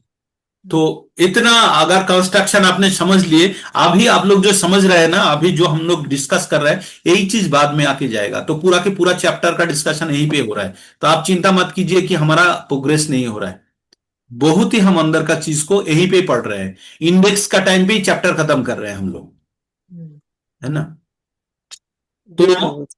तो हमने इसके बारे में नित्यानंद महाप्रभु के बारे में क्या बोले? ये कारणदक्ष है, गर्भोदक्ष है, क्षीरोदक्ष है, या शेष नाम का जिनका अंश स्वरूप है। किसका? नित्यानंद राम का अंश है, बलदेव का ये सब अंश है। तो मैं उसी बलदेव का आश्रय उसका मैंने प्रणाम करता हूं। और क्या बोलते हैं, जो माया जगत का अतीत है, कौन? वैकुंठ लोक। तो भगवान जहां पे है वो जगह का नाम वैकुंठ है, वहां जाना है कि नहीं? जी, वही जाना है। क्योंकि वहां कुंठा ही नहीं है। चिंता नहीं है, अभी आध्यात्मिक शरीर है। आज सुबह वाला प्रोग्राम चल रहा था, तो एक आज 31 मार्च है ना, यस। जी प्रभु जी। आप लोगों को एक ऑफर देता हूं मैं, एक ऑफर। आज लास्ट दिन है सेल का, सेल होना चाहिए, हाँ? सेल लगा रहे प्रभु। सेल लगा दिया, तो आज एक ऑफर दे रहे हैं, हाँ? आज एक ऑफर है आप लोगों के लिए। तो दिलीप मंडल प्रभु को जानते हैं, सुबह उन्होंने ऑफर ले लिया है। देन रीना सिकदर माता जी भी ले ली है सुबह ये ऑफर। तो जो बाकी आप लोगों के लिए ऑफर है, सुनिए ऑफर क्या है। एक बार एक बैंक मैनेजर एक व्यक्ति को फोन किया है, हाँ? तो दोपहर को वो आदमी खाना खाने के बाद रेस्ट कर रहे थे। वो एक अच्छा बड़ा बिजनेस चलाते हैं। तो वो आदमी फोन उठाया तो बोला कौन बोल रहा है? तो बोला बोल बैंक मैनेजर बोल रहा हूँ। तो बोला क्या हुआ? तो बोला आप लोग तो बड़ा बिजनेस करते हैं ना? बोला हाँ हाँ। और आप लोग काफी मतलब पुरुष, एक पुरुष से दूसरा पुरुष क्या बोलते हैं उसको, जन्म वंशानुक्रम में आप लोग बिजनेस कर रहे हो? बोला हाँ। और आप लोग लोन भी लिए हो काफी, और उसको आप लोग उधर ही शोध करते रहते हो। तो बोला हाँ हाँ, हम लोग तो हर महीने में कुछ ईएमआई देते रहते हैं, 5 लाख रुपया का ईएमआई देते रहते हैं हर महीने में। तो बहुत बड़ा बिजनेस है उनका। तो बैंक मैनेजर बोलते हैं आज 31 मार्च है, आपको एक ऑफर देते हैं। बोले क्या ऑफर? बोला आपका पूरा ऋण मुकुब हो जाएगा। क्या करना है? अगला महीने का जो है ना, ये जो अप्रैल महीना का है, पूरा महीने का आपको क्या करना है, पूरा जितना भी कमाई है, कितना कमाई होता है? तो व्यक्ति ने सच्चाई बता दिया, 10 से 12 लाख रुपया हमारा कमाई होता है। तो बोला पूरा कमाई दे दो, ऑनेस्टी के साथ पूरा मेरे को जमा कर दो, आपका जितना भी ऋण है मुकुब कर दूंगा। तो मैंने वो आदमी थोड़ा चकित रह गया। वो बोलता है फिर हम खाएंगे क्या? तो बोला खाने के लिए जितना मिनिमम चाहिए मैं दे दूंगा, उसके लिए आप चिंता ना करो। तो बोला ठीक है। वो जाके अपना पत्नी से, धर्म पत्नी से विश्लेषण किए। उन्होंने बोला ऑफर तो ठीक ही है, 1 महीना हम कष्ट कर लेंगे, चलिए ले लीजिए, आप ऑफर ले लीजिए। तो उन्होंने कमिट कर देता है। तब बैंक मैनेजर बोलता है इसमें कोई छल नहीं होना चाहिए, 100% ऑनेस्टी के साथ होना चाहिए। एक भी थोड़ा सा भी छल निकल गया तो आपका ये ऑफर कैंसिल हो जाएगा। तो उसका मन में भी पहले सोचा था इधर उधर से मैनेज करके चला लूंगा, लेकिन उनका मन में आया let us try with honesty. तो उन्होंने ऑनेस्टी के साथ उन्होंने क्या किया, उन्होंने बैंक मैनेजर को कमिट कर दिया। उसके बाद उन्होंने उस महीने का पूरा कमाई जो 12 लाख रुपया उन्होंने कमाया था बैंक में दे दिया। बैंक मैनेजर कमिटमेंट के अनुसार क्या बोला, आपका पूरा ऋण खत्म।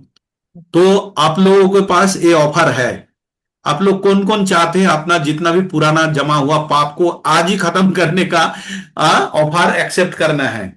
क्या करना है, इस जो बचा हुआ जीवन है हमारा, इस जीवन को संपूर्ण रूप से भगवान में समर्पण करना है।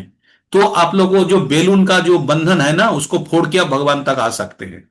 किसको किसको लेना है ये ऑफर? हैंड रेज कीजिए। किसको किसको लेना है 31 मार्च का ये ऑफर? दो तीन हाथी हो उठे, चले चले चले, देखते हैं कौन किसको किसको लेना है ये ऑफर। लेना है, फ्री हमें भी बोल। लेना है, सबको लेना है। प्रभु जी हमें भी लेना है। आपको भी लेना है। ये ऑफर क्या है? जब प्रभुपाद ने भक्ति चारू महाराज से जब मिला था, आप लोग हैंड रेज करते जाइए, देखते हैं कितना कितना उठता है।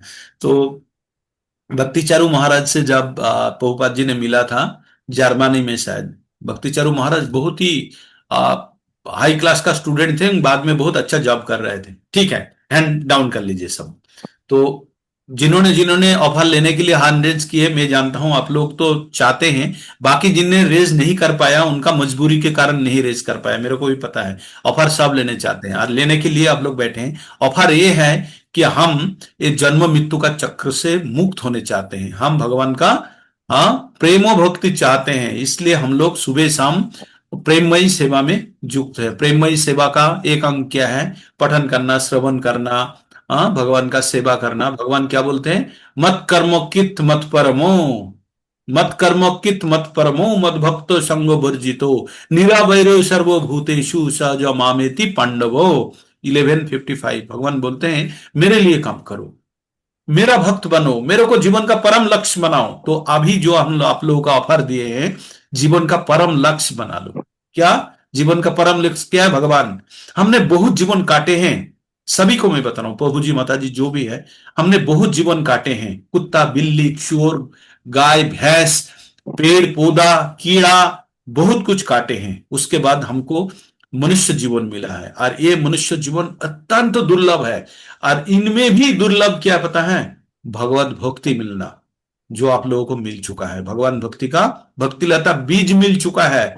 अभी ये बीज को पौधा का रूप देना है, ये हमारा कर्तव्य है। अगर इतना इतना दूर आने के बाद एक बच्चा अच्छा प्रिपरेशन लिए है, पूरा पुस्तक के रट्टा मार लिया, क्वेश्चन मिल गया, आंसर शीट पूरा बना लिया, एग्जाम हॉल में गया, जाके आधा लिखने के बाद अगर नहीं लिखता है, सोचता है थोड़ा घूम के आ जाता हूं, बाथरूम घूम के आता हूं, यूट्यूब देख लेता हूं, तो उसका पूरा बर्बाद हो जाएगा ना। तो हम लोग जो है अभी इस स्थिति में है कि भगवत मनुष्य जन्म मिला, भगवत गीता मिला, ज्ञान मिलने का रास्ता मिल गया, हमारा मति स्थिर हुआ है। और अभी लास्ट कर्म करना है भगवान का सेवा में। 100% ये सोच लेना है कि हमारा जीवन का जितना बचा कुचा अंश है, उसको ये ऑफर को मेटेरियलाइज करने के लिए यूज करना है, ऑनेस्टी के साथ। क्या बोला बैंक मैनेजर? ऑनेस्टी के साथ आपको जितना भी कमा है भगवान, मतलब बैंक में डालना है। तो अपना जितना भी सेवा है सब भगवान के अर्पित होना है। इस प्रकार अगर हमने मानसिकता तैयार कर सकते हैं, तो प्रकृति रूप में आप ब्रह्मभूत अवस्था में पहुंच जाएंगे। बस बस मन में हम तीन प्रकार, तीन जगह से काम करता है, मन, काय और वाक्य। तो आप लोग वाक्य द्वारा हम आपने कमिट किए, और मन द्वारा आप सोचिए, मन द्वारा एक बार सोचिए, एक बैलून के बाहर निकलना है हमारा, हमको। और निकलने के लिए जो ताकत है भगवान देंगे कब? जब ऑनेस्टी के साथ हम संपूर्ण रूप से भगवान का सेवा में लग जाएंगे, भगवान का भोजन करें, भजन करेंगे, भजन भजन करेंगे, भगवान का सेवा करेंगे, भगवान का वाणी का प्रचार करेंगे। तो तब भगवान मेरा पास संतुष्ट होगा। और उन्होंने जो कमिट किए हैं, उन्होंने प्रतिज्ञा की है ना, मन मना भाव मद भक्त मद्दाजी माम नमस्करो मामे वो यशोसी सत्यम ते प्रोति जाने प्रियोसी में, पति जाने, मैं प्रतिज्ञा कर रहा हूं, आप मेरा अत्यंत मित्र हो। तो भगवान प्रतिज्ञा किए हैं, तो इसका कहीं तो दूसरा बात हो ही नहीं सकता। तो हम लोगों को निकालने के लिए एकदम पूरा रास्ता बोल दिए हैं। इसको ग्रैब करना है, इसको ग्रैब करना है। तो ये ऑप्शन आप लोगों को छोड़ना ही नहीं, मन तय कर लीजिए। कुछ भी हो जाए, कुछ भी हो जाए, आप लोगों का लक्ष्य बहुत स्थिर होना चाहिए कि इसी जीवन को हमको प्रयोग करना है, इसी जीवन को हमको इस्तेमाल करना है। किसके लिए? भगवान प्राप्ति करनी। और ये खबर आपको लेट में मिला है, जो हम लोगों को बहुतों को लेट में मिला है, तो क्या बेटा, लेट द नेवर, नहीं होने से तो मिल चुका है ना। अभी भी जितना भी समय है, इसी समय में भी हम सही ढंग से अगर हमने स्वयं को प्रस्तुत करे और भगवान का सेवा में लग जाए, भक्ति करे। भक्ति क्या है? भक्ति का डेफिनेशन आप लोगों को पता है ना? भक्ति क्या है? कोई डेफिनेशन बताएंगे भक्ति का? हम्म श्लोका द्वारा कोई भक्ति का डेफिनेशन बता दीजिए। आप लोगों को पता है, डेली में बोलते रहता हूं। हाँ, वो है ये अ, सर्वाप सर्वोपाधि विनिर्मुक्तम तत्परात्वेन निर्मलम ऋषिकेन ऋषिकेश सेवन भक्तिरुच्यते। बस, सेवनांग भक्तिर उच्चते। तो भजो किसका भजो सेव? भाई चैतन्य निताई। बस एक याद रखो, प्रेमांजन छुरित भक्ति विलोचलेन संतः सदैव हृदयेषु विलोकयन्ति। तो हमें हमें क्या करना है? सर्व उपाधि विनिर्मुक्तम। तो सब उपाधि से जब हम मुक्त हो जाएंगे तब हमारा क्या होगा? चित्तो निर्मल हो जाएगा। तो क्या होगा? तत्परत्तेन निर्मलंग। और जब निर्मल हो जाएगा हमारा चित्त, तब ऋषिकेन ऋषिकेश सेवनांग भक्ति रिच्यते। तब ऋषिकेश का सेवा करना है। किसके? ऋषिकेन, मतलब अपना इंद्रिय द्वारा भगवान का सेवा करना है। आप लोग कर रहे हैं, आप लोग कर रहे हैं, श्रवण कर रहे हैं, पठन कर रहे हैं, गायन कर रहे हैं, सेवा कर रहे हैं। इसी प्रकार सेवा में किस प्रकार जोड़ देना है? तेषां सतत युक्त नाम भजतांग प्रीति पूर्वकम। इस प्रकार भजना में हमेशा जुड़ा रहना है, सतत। तो क्या होगा? भगवान क्या करेंगे? ददामि बुद्धि योगम तम। तब भगवान देंगे। इतना भरोसा भगवान में रखना है, क्योंकि भगवान ने प्रतिज्ञा की है। हाँ, ददामि बुद्धि, वो बुद्धि देंगे। और उसके द्वारा क्या होगा? यानु मायु उपंथित, भगवान के पास चले जा सकते हैं। तो हमारे पास रास्ता है, ज्ञान प्राप्त कर लिए, बस एग्जीक्यूट करना है, एग्जीक्यूट करना है। ये 31 का ऑफर ले लीजिए और मन ही मन में बांध के रखिए, ये छोड़ना नहीं। हमारा मनुष्य जीवन में ले जितना, लिया प्रभु जी, ले लिया, दृढ़ निश्चय के साथ ले लिया, हाँ, और अभी सत्यता सत्यता के साथ लिया। अभी अभी ये जो पूरा बैच के है ना, बैच के बैच एक जगह हरे पे कृष्णा प्रभु जी। बोलिए प्रभु जी, बोलिए। हाँ, हमने भी ले लिया। आपने ले लिया ना? ये जो पूरा बैच जी का जी लिस्ट बनाने के लिए बोल देता हूँ, और वहां जाके सब गिनेंगे कौन कौन आया, कौन जी कौन जी जी छूट गया अभी, है ना? वहां जी जी। जाके सब मिलेंगे एक ही जगह पे। तो जब मिलेंगे तब लिस्ट पकड़ के देखना है कौन कौन छूटा हुआ है ना? तो वहां ठीक है से प्रभु जी। भगवान भगवान फिर बोलेगा, किसी को बोलेगा जाओ उनको लेके आ। बोल सकते हैं। हाँ। शायद आप लोग बहुत होंगे इनमें जो दूसरे को लेने के लिए आए हैं। हम्म आप लोग ऐसे हैं बहुत इनमें, जो आप लोग जो स्वयं तो जाएंगे, दूसरे को लेके भी जाएंगे, और लेने के लिए भी वापस आए हैं, इस प्रकार भी होंगे, है ना? तो प्रभु जी, एक चीज और पूछनी थी। बोलिए। हेलो हाँ, बोलिए प्रभु जी। प्रभु जी, जो आपने कल बताया था, हाँ, भीष्म देव ने शस्त्र नहीं उठाए थे, वो शिखंडी शिखंडी को सामने कर दिया था। उस शिखंडी, तब उसने शस्त्र छोड़ दिए थे। आ, कल तो प्रभु जी हमने तो ये डिस्कशन में नहीं गया, और किसी जगह से श्रवण किए होंगे प्रभु जी आप। नहीं नहीं नहीं नहीं, नहीं, जो प्रभु पहले जी पहले जो था, किया था, ये बाद में किया आपने था। आपने जो भीष्म जी के बारे में बताया था कि उसने शस्त्र जो है शस्त्र विहीन हो गए थे, और भगवान की कृपा थी, मगर शिखंडी उनके सामने बैठा था। अर्जुन अर्जुन के सामने बैठा था ऐसे नहीं, शिखंडी। भगवान कृष्ण ने चक्र उठाया था। वो अच्छा, वो काल वाला आपका जो एक पहिया। चक्र धाम के बारे में नहीं जो नहीं बता नहीं रहा था, नहीं, उसकी भगवान बात कर कृष्ण रहे हैं ने आप? चक्र नहीं उठाया था। हाँ, हाँ हाँ। ओह। प्रभु एक चक्र धाम। जी, शिखंडी शिखंडी को सामने कर दिया था। अर्जुन के सामने भगवान ने कहा था शिखंडी को बैठा लो। हम्म तब उन्होंने जो है अपने जो शस्त्र नीचे हम्म रख दिए थे। रथ का पहिया उठा दिया था, हाँ हाँ। हाँ, शिखंडी शिखंडी का नाम मैं बोल रहा हूँ बारंबार। अच्छा अच्छा, ठीक है, शिखंड के सामने बैठा लिया था अर्जुन का सामने, है ना?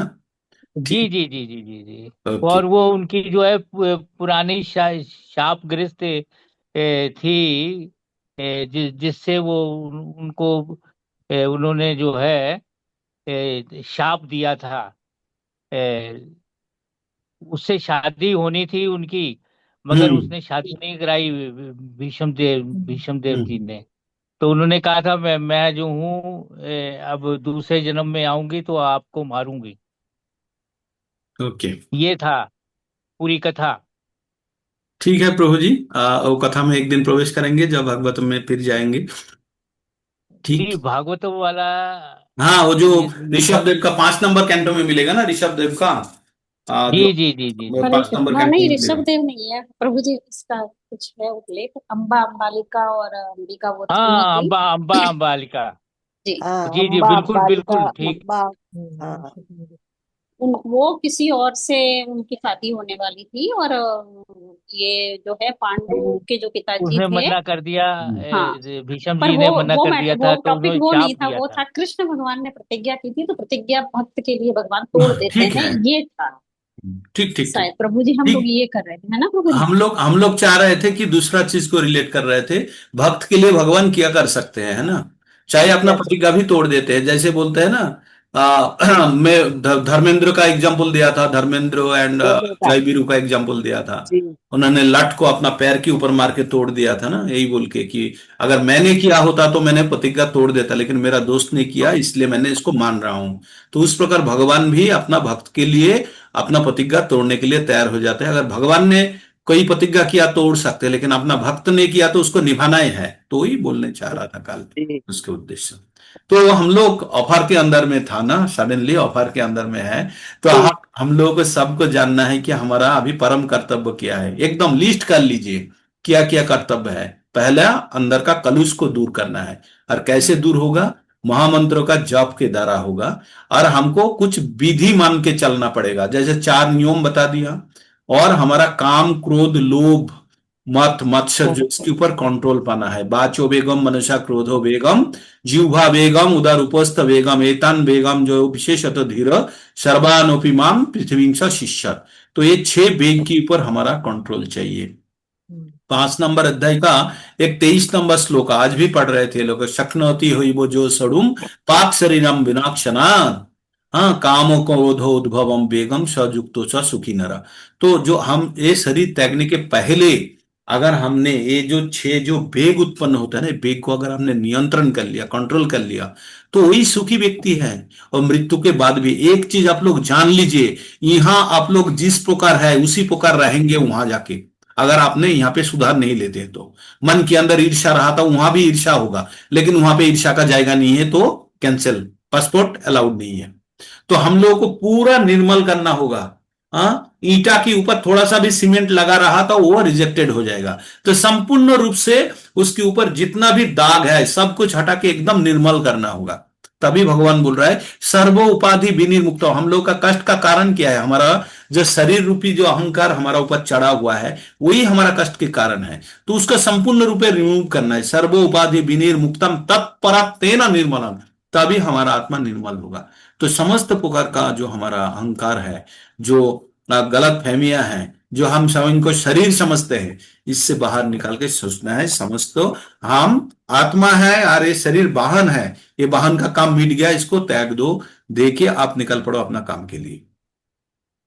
तो ये शुद्धिकरण जब होगा तभी हम, तो हमको क्या करना पड़ेगा? एक कंपटीशन होना चाहिए। कौन सा कंपटीशन? कितना हम भक्त बनाए उसका कंपटीशन होना है। भगवान को संतुष्ट करने का कंपटीशन होना चाहिए। एक भक्त भगवान के बहुत संतुष्ट कर रहा है, तो उस भक्त का चरण में पड़ जाना चाहिए, आप कैसे कर रहे हो मेरे को भी सिखा दो। और यहाँ पे क्या है? यहाँ पे एक भक्त दूसरे को मदद करते हैं। आप लोग देखिएगा, जड़ जगत एवं भोग आध्यात्मिक जगत में फर्क क्या है? जड़ जगत में क्या है? एक दूसरे का टांग खींचते हैं ना, और यहाँ एक दूसरे का हाथ खींचता है। क्यों?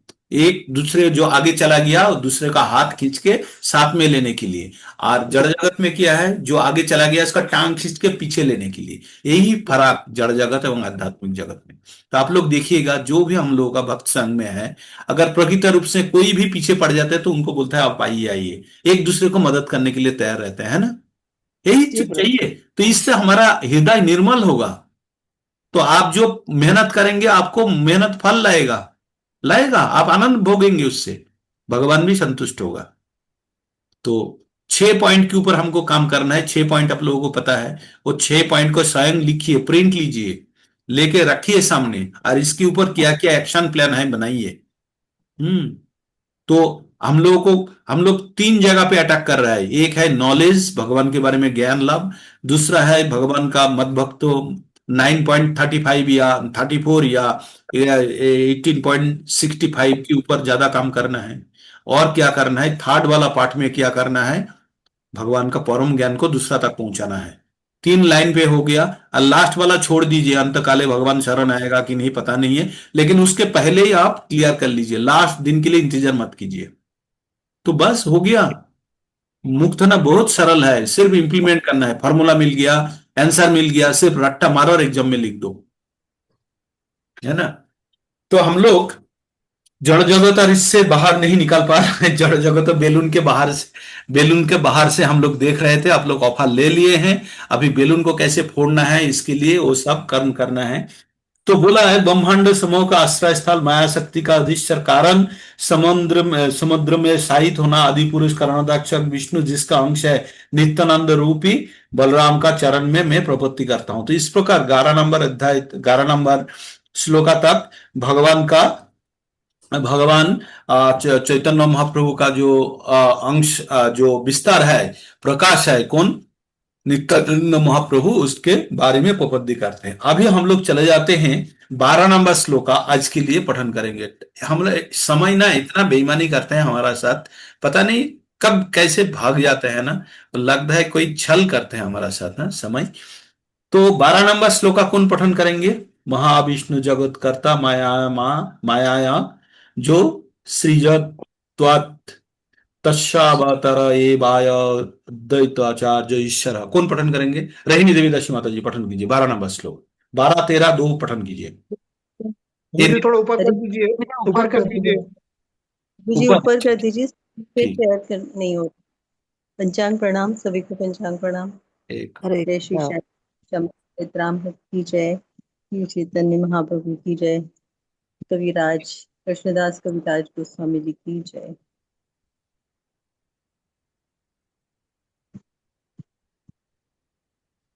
दिखाई दे रहा है ना? जी प्रभु जी। हाँ, ये दो ही लाइन का है, नहीं? हाँ, 2 लाइन का पढ़िए, दो ही नॉर्मल। लाइन। हरे कृष्ण। ओम जय श्री चैतन्य प्रभु की जय, श्री कृष्णदास कविराज गोस्वामी जी की जय। महाविष्णुर्जगत्कर्ता मायया सजत्यदः तस्यावतार एवायमद्वैताचार्य ईश्वरः। महाविष्णुर्जगत्कर्ता माययान्यः सृजत्यदः तस्यावतार एवायं वदेताचार्य। माता जी, य के साथ त्र लगा है कि न है? वो माता जी, ऊपर तो यह है, आचार्य होगा वो। हाँ, आचार्य, य के आचार्य। नीचे एवायम द्वैताचार्य, अद्वैताचार्य। एक्चुअली एबायो ओ मो जो है आधा ले लेंगे तो अद्वैत हो जाएगा, है ना, अद्वैताचार्य। य में लगा हुआ ना रकार जैसा। माता जी, वो य में जो बिंदी होती है ना, उसको य ना कह के य जैसे कहते हैं ना, ज ना कह के ज। माता जी ना है ना, या में ना नीचे ना लगा, आधा हलंत वाला ना है। हाँ, वही न है। हाँ, पढ़ेंगे ना उसको, जैसा दिख रहा है। नायर पढ़ेंगे, आचार्य ऐसे पढ़ेंगे ना। हाँ, यहाँ भी न आया, य में न है, न यह। महाविष्णुर्जगत्कर्ता माययान्यः सृजत्यदः तस्यावतार एवायमद्वैत आचार्यन्यः। माता जी ये जो आचार्य ये जॉय रहेगा, हाँ? थोड़ा सा ज है इसमें, ये नीचे बिंदी दिख रही है आप लोगों को? बिंदी का ही पूछती प्रभु जी, मैं ये आचार्य जो ही पढ़ेंगे न है कि बिंदी है, क्या है? नहीं प्रभु जी, न उच्चारण ये करना है आएगा उसका कि र आचार्यन, करना है? आचार्यन। ना तो है ही नहीं प्रभु जी। ये जो एवायो और आचार्य दोनों बराबर नहीं है। एवायो जो है ये जो ज है और ये है, ये अलग है दोनों। हाँ, यहाँ भी अलग है और ये ऊपर भी आया माया या ये जो देखिए माया ना, माया यहाँ पे और नहीं बोलेंगे, जॉय बोलेंगे ना इसको। यह में है बिंदी फिर से। नहीं प्रभु जी, या तो है, ठीक है, या जान नहीं है, ये या ही है। प्रभु जी, वो शब्दार्थों में देखिए नीचे दिया हुआ है, शब्दार्थ में लिखा हुआ है। अधिकतर श्लोकों में आया मतलब था तो पहले होता है भी। अद्वैताचार्य। य में न प्रभु है, जी न ये है। जो देखिए अद्वैतो क्या लिखा है, चार्ज या ना जा, क्या लिखा है या हाँ, अद्वैत शब्द अर्थ में आचार्य तो अद्वैताचार्य ही आएगा। आचार्य उसमें आचार्य ठीक है, पढ़िए। आचार्य एक्चुअली ये जो लैंग्वेज में लिखा, इन्होंने जो लिखा है ये बांग्ला क्यों लिखा हुआ है आप लोगों के सामने, क्योंकि इसका मूल स्क्रिप्ट जो है ये बांग्ला में लिखा हुआ है, ठीक है। इसका जो मूल जो स्क्रिप्ट है ये बांग्ला में लिखा हुआ है। महाविष्णु जगत कर्ता माया ज सृजत तद तस्वतरा एवायम अद्वैत आचार्य ईश्वरः। ये मुझे है समझ में आ रहा है प्रभु जी, वो य में र क्या में ये वो वगैरह में करना नहीं वगैरह। हाँ, चलिए ठीक है, उसको पढ़ आपको लूं। जो इस प्रकार अच्छा लगे पढ़िए। ठीक है। बंगाली में भी आचार्य ही है उसमें लिखा हुआ। हाँ, न तो आचार्य यहाँ आचार्य आचार्य है, ही पढ़ा जाएगा। हाँ आचार्य ही है बंगाली में भी। आचार्य है। नहीं माता जी, वो जो य में र लगाए ना, न लगाए, जैसे चैतन्य माता माता जी जी प्रभु जी य बंगाली के में भी पास में बता आचार्य तो है। रही हूँ कि य हाँ, के सब बाद जो यहाँ ही है। बिंदु माता होती जी है। ब्रह्मांड में देखो, ब्रह्मांड में राज वो लंबा है और ये है ना, ब्रह्मांड में हाँ, देखो य में बा न में लगा हुआ रा। आचार्य का नहीं कुछ समझ में आ रहा है। य में य, जैसे माया के बाद य में र न लगा हुआ है ना, प्रभु जी बोल रहे न है वो न है माया यन। ये तो देखिए, न ये पढ़ दोनों में फर्क देखिए, माया या और यहाँ पे देखिए या, है ना, इन दोनों में हाँ, फर्क है। हाँ, मतलब है चलिए। जो एनीवे, विष्णु जगत ठीक है, पढ़िए जिस प्रकार लिखा हुआ है इस प्रकार पढ़िए। जी जी प्रभु जी। महाविष्णु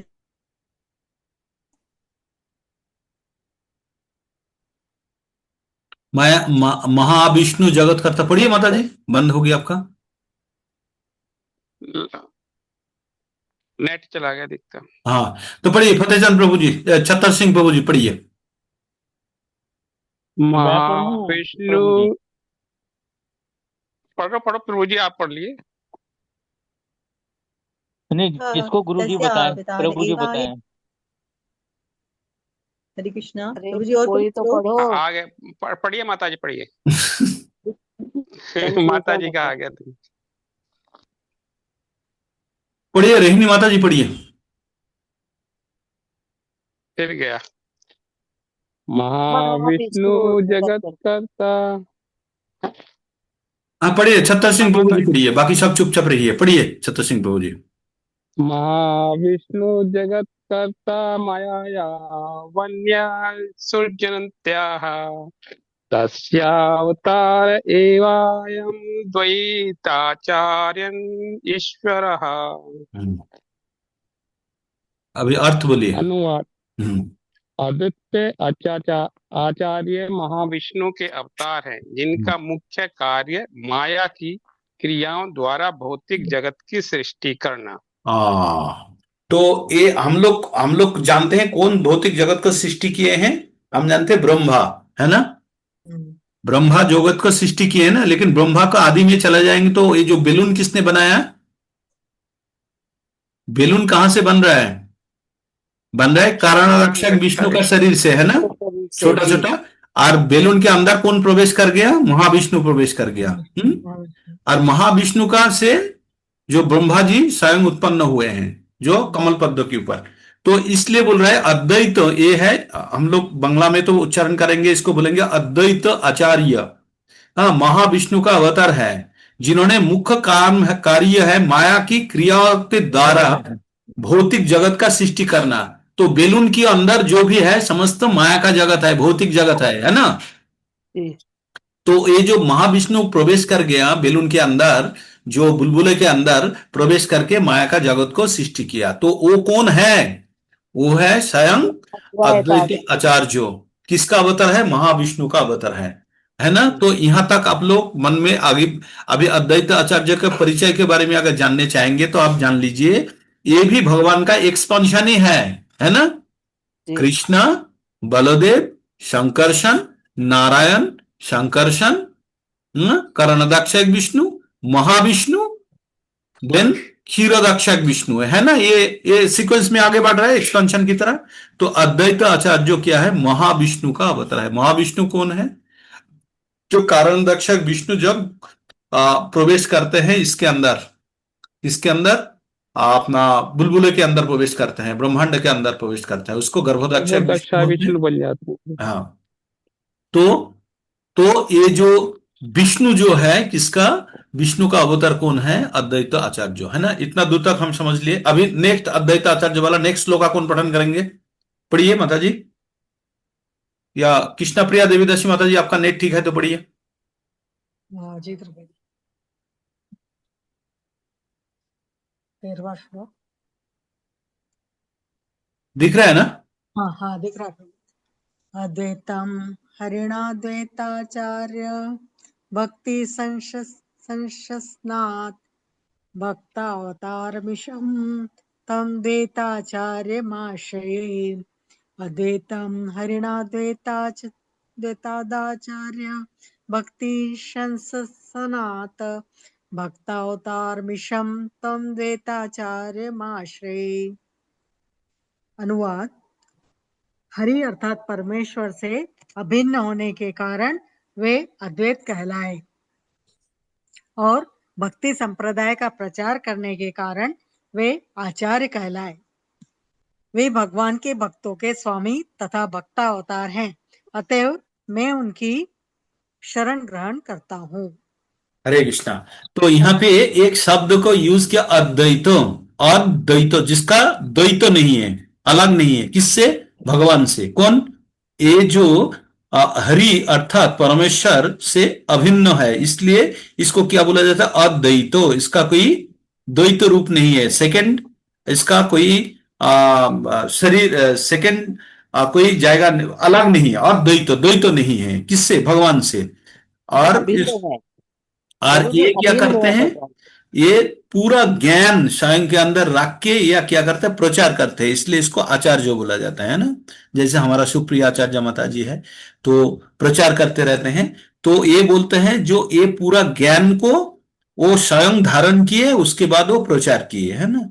तो इसलिए इसको आचार्य। तो हम लोग जो आचार्यों का डेफिनेशन पढ़ेंगे, आचार्यों का डेफिनेशन ये है जो स्वयं शास्त्र को पठन करते हैं, उसका ज्ञान को धारण करते हैं, दूसरे तक पहुंचा देते हैं, कोई परिवर्तन बिना करके, उसको बोलते हैं आचार्य। तो ये अद्वैतो, भगवान से अभिन्न ये आचार्य क्या करते हैं? अपना अपना आचार्य कहलाते हैं। ये भगवान के भक्त के स्वामी तथा भक्तावतार है। और अतएव उनका शरण ग्रहण करता हूं। कौन ग्रहण कर रहा है शरण? कृष्णदास कविराज गोस्वामी, है ना। किसका शरण ग्रहण कर रहा है?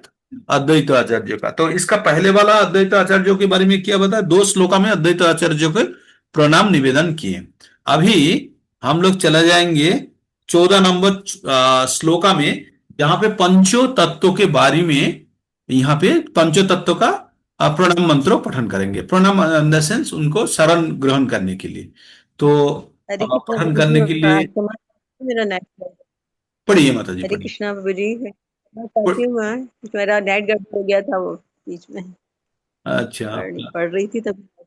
हाँ, हाँ, आपका नेट चला गया। नेट पर 14 पढ़ लीजिए माता जी। अब 14 वाला अच्छा पढ़ूं क्या? पढ़िए हाँ, पढ़िए 14 पढ़िए वाला ठीक पढ़ है। लो। पढ़िए माता जी, पढ़िए। हरे कृष्णा, धन्यवाद। पञ्चतत्त्वात्मकं कृष्णं भक्तरूपस्वरूपं भक्तावतारं भक्ताख्यं नमामि भक्तशक्तिकम्। पञ्चतत्त्वात्मकं कृष्णं भक्तरूपस्वरूपकं भक्तावतारं भक्ताख्यं नमामि भक्तशक्तिकम्। पञ्चतत्त्वात्मकं कृष्णं भक्तरूपस्वरूपकं भक्तावतारं भक्ताख्यं नमामि भक्तशक्तिकम्। अनुवाद: मैं उन परमेश्वर कृष्ण को सादर नमस्कार करती हूँ जो अपने भक्त रूप, भक्त स्वरूप, भक्तावतार, शुद्ध भक्त और भक्त शक्ति रूपी लक्षण से अभिन्न है। हरे कृष्णा। हरे कृष्णा। तो 5 जो पंच तत्व में कौन कौन है? भक्त रूप कौन है? भक्त स्वरूप कौन है? भक्त अवतार कौन है? भक्त कौन है? और भक्त शक्ति कौन है? पंच तत्व में। तो ये इसको पता चला, भक्त जो पंच तत्व में क्या है? भक्त रूप कौन है? भक्त रूप श्रीवास ठाकुर। श्रीवास ठाकुर। भक्त स्वरूप कौन है? भक्त भक्त भक्त स्वरूपकम, भक्त स्वरूप में भगवान, स्वरूपकम भगवान है स्वयं है। और भक्त अवतार कौन है? शिव, ये अद्वैताचार्य। द्वैताचार्य। भक्त अख्यातम, तो कौन है? वो है आपका नित्यानंद, प्रकाश प्रकाश नित्यानंद, नित्यानंद महाप्रभु। और भक्ति शक्ति कम, भगवान का शक्ति कौन है? गदाधर पंडित, गदाधर गदाधर पंडित। पंडित। अर्थात तो इन इन सब का अभी विश्लेषण होगा, कौन सा एरिया देखता है ना। जैसे भगवान का शक्ति, तीन बार शक्ति फिर से होता बता है। दीजिए। हरे कृष्णा। श्रीवास ठाकुर भक्त रूप। तो ये जो प्रभु जी पंच एक बार फिर से तत्व, बता दीजिए। कौन सा माता जी? हाँ ये पांचों फिर से बता दीजिए। श्रीवास ठाकुर भक्त रूप है, हाँ, भक्त स्वरूप कौन? भक्त स्वरूप स्वयं है, स्वरूपगम। भक्त रूप में श्री कृष्ण अभी किसको प्रणाम कर रहे हैं? देखिए, भगवान कृष्ण को प्रणाम कर रहे हैं, है ना। और भक्त रूप में कौन है? भक्त स्वरूप कौन है? भक्त अवतार कौन है? भक्त अक्षम प्रकाश कौन है? और नमामि भक्त शक्तिकम, शक्ति कौन है? तो शक्ति है गदाधर पंडित, है। भक्त अवतार है अद्वैत आचार्य। भक्त है कौन? श्रीवास, है। और भक्त का प्रकाश कौन है? नित्यानंद महाप्रभु का स्वयं कौन है? कृष्णा, है ना। ये है पांच जी। जो भगवान का, जो एक्चुअली क्या है जान लीजिए, ये भगवान स्वयं है अलग अलग रूप में। जैसे आप सोच लीजिए, आप स्वयं अभी जो उपस्थित है, अगर स्कूल में जाते हैं या ऑफिस में जाते हैं, आप एक रूप में जाते हैं ना, तो आपको स्कूल में शिक्षक जी जानते हैं, लेकिन घर में बच्चे आपको मम्मा या पापा रूप में जानते हैं, है ना। तो ये जो भगवान का जो अलग अलग रूप में भगवान का जो अंश है, ये लोग, ये कोई अलग नहीं है हाँ भगवान का। भगवान स्वयं ही कभी भक्त का रूप में, जैसे कृष्णा चैतन्य महाप्रभु के रूप में किया, और राधा रानी का भाव लेने के लिए मन के अंदर राधा रानी का भाव लेके रखे हैं, लेकिन है तो वो कृष्णा।